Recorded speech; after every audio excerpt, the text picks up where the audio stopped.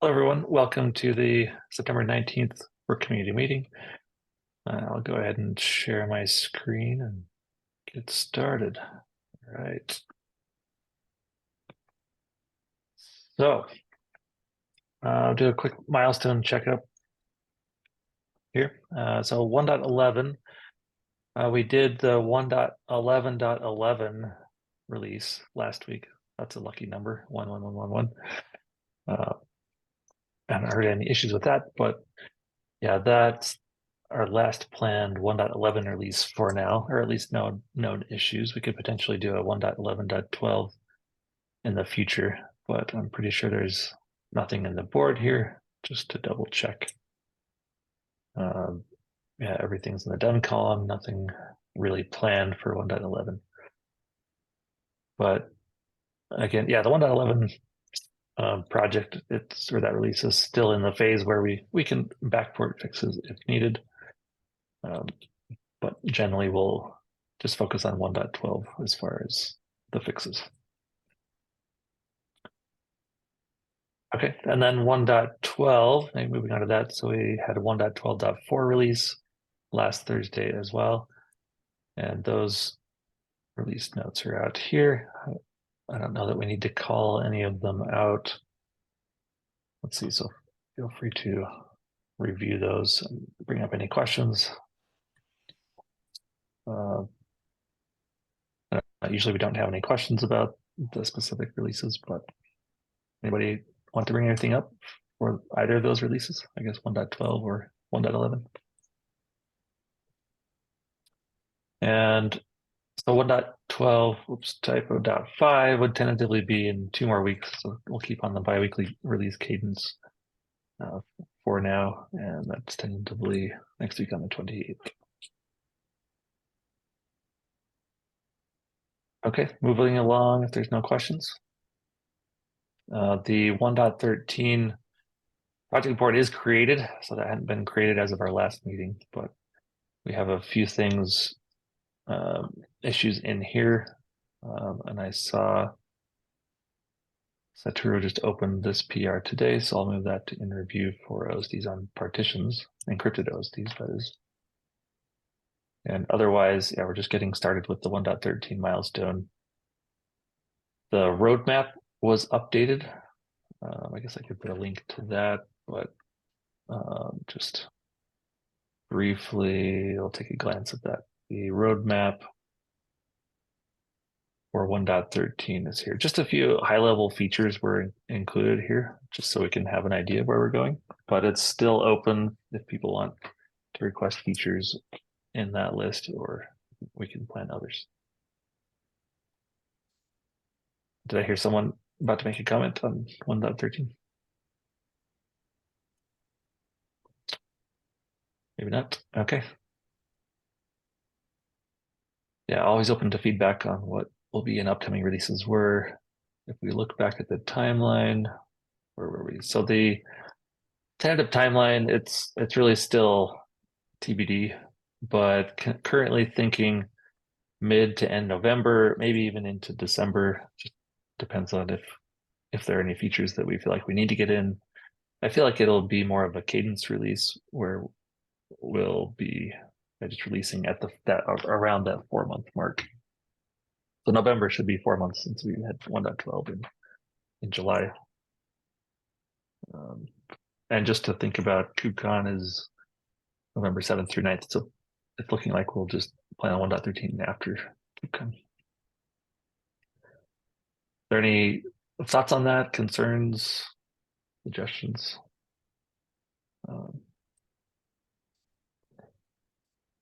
If not, then we'll keep that plan for now. All right, then moving into the community topics and that are in the agenda. So first one I just wanted to bring up is that we have our SNCC. So SNCC is the security scan tool that we have run with our CI, and every time we merge something, it scans the latest code to make sure we're up to date. As of recently, we started getting a failure from it around the new HashiCorp license with MPL 2.0. So I've looked into this briefly, but need to finalize kind of what we need to do about this. I believe that upstream we're not really affected by the new license because we're just using the libraries and we don't have a competing product. If there are downstreams around Rook, what I'm not clear yet is if there's any issues with that license for downstream products. And so based on investigation that still really needs to be fleshed out, then either we suppress this error from the CI or we need to fix it, which may mean removing features. I'm not sure. I haven't looked into alternatives either for that. If anybody is interested in looking at this, and is knowledgeable about licenses aren't my strength. So definitely open for feedback. Yeah. I haven't looked into it specifically from the case of Rook, but I have looked into the Terraform licensing, or I guess this is HashiCorp license changes. So I believe the greater like HashiCorp community essentially just forked everything and made the what's it called, the OpenTF entity, which is now part of the Linux Foundation. I think this all happened extremely quickly.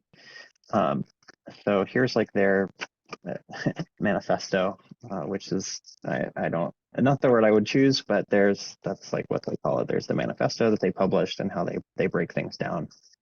And essentially, I think they've just like forked all these things and continue using, I think, the Apache license. I forget exactly, but this should be like everyone can use these forks that were like basically the moment before they changed the licensing over.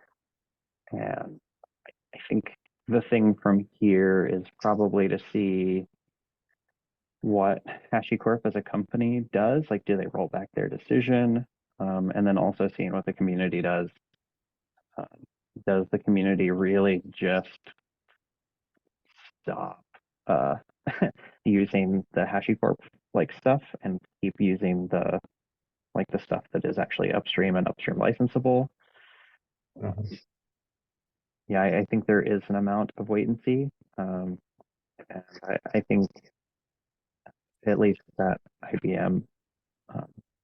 Also, do we want to kick out Sasha's autopilot here? We keep getting this person or this automated bot, and we can just kick them Thanks out for the of the reminder. lobby. Okay. Yep. Excuse me, Travis. I didn't fully get what was the initial question about the licensing. Maybe if you could repeat that. The situation is, the larger situation that's driving the discussion is that HashiCorp changed from an open source license to the business license, which my understanding of it in brief is that they say you can look at the code for free, but if you're a competitor, you cannot use the code in your product. So, I mean, without paying a license fee, essentially. Yeah, the discussion that's like happening on like Reddit and elsewhere is people are like, okay, like what does this mean? And it's like, well, HashiCorp wants their cake and wants to eat it too. They want to say we're open source, but not actually have an open source license. It's really just a source available for viewing license. And they just like did this suddenly one day, and naturally something going from open source to this sort of middle place license is not one people are happy about. And then anyone, like HashiCorp can change what their definition of a like competing, like a quote unquote competing business is at any time. Okay, thank you, Blaine, for the explanation. So I do have some thoughts about licenses in general, which I would like to share in a few seconds. So, and how does this HashiCorp thing affect us? Probably it does because we are using some of their libraries as dependencies. Is that correct? Yeah, Yes. we're seeing a warning in our Okay. security tool saying that Oh, that's it's it. no longer Okay, a got it. compatible license. And I think, like, for upstream, it shouldn't matter. Like, we don't, for upstream, there's no convenient product. product, right? Right. But anyone Right. who Okay, is got it. using Rook downstream, it's legally very unclear. I think partly just because like the fairly short amount of time that has, that's gone on. It's been like a month or maybe 5 weeks since this license change. It's like how HashiCorp is going to be legally going after entities, if at all. And yeah, so I guess like the best suggestion that I have currently is to use things from the OpenTF, which is like, I guess, like Open Terraform Foundation. Okay. To use things from their fork. So OpenTF has not Right. forked Vault, and I don't think they have any plans to. I think that a pragmatic thing to do immediately would be to change the dep to a previous version that's still under an OSI approved license and pin the version for now. I mean, I think the issue is caused by deps getting bumped in go.mod. So if we could just backwrite that to a version of Vault prior to the license change, that kind of fixes the stick error for the moment. Exactly. I think what Josh says sounds really good. I mean, while I don't have anything really helpful to contribute for the HashiCorp license topic in general, as many of you know, I'm pretty much an hardcore old school GPL open source developer to an extent that I even think Apache or BSD licenses are not the real way to do open source in my mind, because I like the copyleft nature of GPL that does enforce openness, which Apache and other licenses do not enforce. Even, I mean, not knowing details about the HashiCorp license here, it doesn't really matter because we still need to use licenses or code in a way that is license compatible. I fully agree with that. And so that's what we need to do. And so what Josh said sounds very reasonable and a good approach to deal with that. Essentially fix the versions of the dependent libraries in the Go mod file, and then update those versions once they hopefully have adjusted their license to be compatible again. Did I get you right there, Josh? Yes, that's a great summary of what I said. Cool. That sounds good. Very pragmatic. I like that approach. Cool. Yeah, agreed. Sounds good. That gets us, the solution for the short term, and well, even for the long term potentially. Okay. Sounds good. Any other comments around that issue? Yep, thanks for all that input then. With that, I think we have a number of topics around KubeCon and presentations. Just a note, on Thursday, so I'll be presenting at the Data on Kubernetes town hall. So there's a link in the agenda there to that if you'd like to RSVP to that. It's Thursday at 10 a.m. Pacific. I'm just going to talk about, I get an intro to Rook and what we do, what's our approach for working with open source to try and foster an open community and things. So they invited me to talk. Not that my talks are amazing, but just saying town hall, is that a CNCF town hall or what kind of town hall? So the DOK, the Data on Kubernetes, it's it's kind of an open working group around storage for Kubernetes. And cool. Very cool. Yeah, so they have kind of their own community and everything. So they coordinated this for people interested in storage. Nice. Kubernetes. Right. Who to ask to present that if not you? That's cool. Right. Okay. Travis, maybe you need to change your title on the slides. Which slides or which title? The poster in the DOK. Hmm. It says Travis Nielsen, senior technical staff member. So I think that's need to be updated, right? Oh, does it say that old title? Okay. No, wait, that's senior. No, that's my latest title. STSM is new. You have to add the That's architect new. kind of aspect, I guess. All of that. Well, how many titles do I need? All of them. Yeah.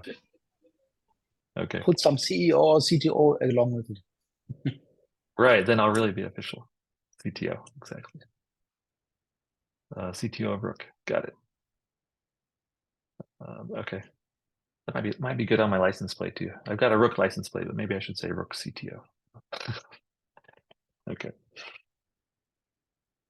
All right. Yeah. Moving on then for KubeCons. So for KubeCon North America in Chicago, there is a keynote video that's completed, and it's kind of cool what their team did with making that. So it's a 1-minute video where I'm talking about Rook, just giving a quick overview, and they fly in some slides, and they did some fun stuff with it. So if you're at KubeCon or watch those keynote videos, look for the 1-minute overview of Rook. And then also I need to start looking or preparing the content for the maintainers talk. Blaine and I and Annette and Dmitry Mishin will be there for that. Let's see, KubeCon or Kube Day India coming up. I don't think Kurav is in this meeting today, but I know several talks were submitted for that, and they'll be waiting to hear if those were accepted. And then finally, KubeCon EU, I just saw an email today that event for March in Paris, France, the CFP is open. If anybody would like to submit talks related to Rook, happy to review them. And that's separate from the Rook maintainers talk, which we usually get essentially for free by being graduated project. Yeah, I was thinking to add the Multus in the KubeCon. Let's. Mm-hmm. Great. Okay. And So Travis, Sumant, I don't have permission to edit. Maybe I'm using different email ID. All right, I'm using my personal email ID. So yeah, I was thinking to do new release of the plugin once once the restore terminating or deleting CRD command is merged. It's been few like I think 1 or 2 months since last release. So I think this yeah, good time to have this. Yeah, July 6th was the last release. yeah, definitely sounds good. So after merging the restore command, yep, deleted restore command, whatever we decide to call it. Yeah, I think that'd be good to get that. Essentially, with each new feature we implement there, I think that's a good time to go ahead with a new release as well. I have forgot like what changes we did after July. So yeah, we'll need to see. Maybe there's been others. Yeah. Yeah. Yep, great. Yeah, it'll be good to have that update. All right. Anything else for the Kubectl plugin? I know there's a few things in progress there. Javier is working on the feature. Let's see, which feature was that? Anyway, the new feature as well. And I think it's to clean up the cluster automatically if you want to force delete the cluster. That's it. But that'll probably take a little longer then. So we'll get this release out first.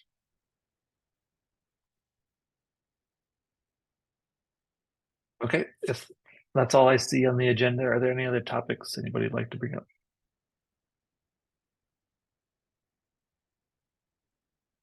Any PRs to discuss? Any features? I have Request bug something. fixes? I don't even know Josh? if this is. Yeah, I don't even know if this is the appropriate venue, but I saw something odd last night, and I haven't even dug into it yet. But it might be useful to know if anybody else has seen this. So I've been talking to Mark Nelson, and he said stop using a bunch of, or stop running multiple OSDs per NVMe. It kills you in large systems. So switch to using one OSD. And I said, okay, fine. And so I tried adding some new drives into the system and setting the config value at one OSD per device, and it does not work. It blows up with a bunch of back traces from Ceph Python commands, which I haven't dug into yet. A bunch of weird ones about not being able to open the admin socket, and it looks like partitioning failures. It's weird. It works at 2, it works at 3, it works at 4, but 1 blows up. So like 5 minutes before the meeting, I started digging through GitHub issues, and there may be something related. I'm curious if anyone has seen this. I'm really suspicious that there's nobody in the world who's running one OSD per device. So Right. Yeah, that's the default and the normal way of doing it. Yeah. That's surprising. I haven't heard of that. A Okay. difference, if I'm remembering correctly, a difference if you have multiple OSDs, it will use LVM for each OSD, and if it's one OSD for the device, then it will just use raw mode. So perhaps there's something in raw mode that's affected by those devices, but usually raw mode is more reliable than LVM, so that's still surprising. Yeah, I swear I'd used this before, so I don't know. Maybe it's I'm still on. This is still with 111, so perhaps there's been a regression at some point. Anyways, I'll dig into it more deeply today. I just it's right at the end of the day yesterday where I saw it. Sure. Yeah, that'd be good issue to open, and we can discuss there or in Slack. Okay. Sounds good. Any other issues?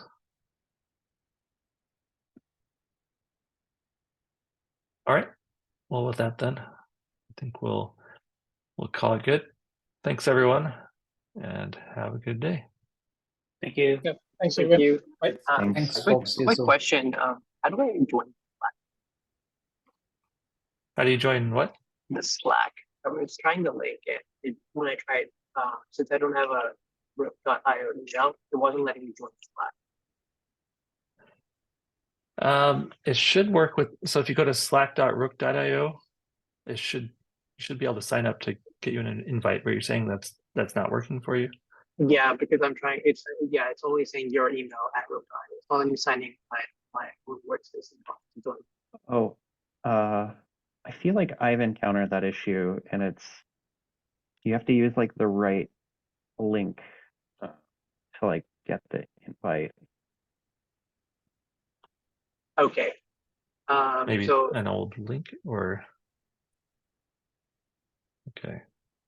Yeah, I thought that like by clicking the like Slack link that was on the Rook.io page, like that was the right thing. Maybe it's outdated now. Yeah, I also The don't know how invite. things change over time.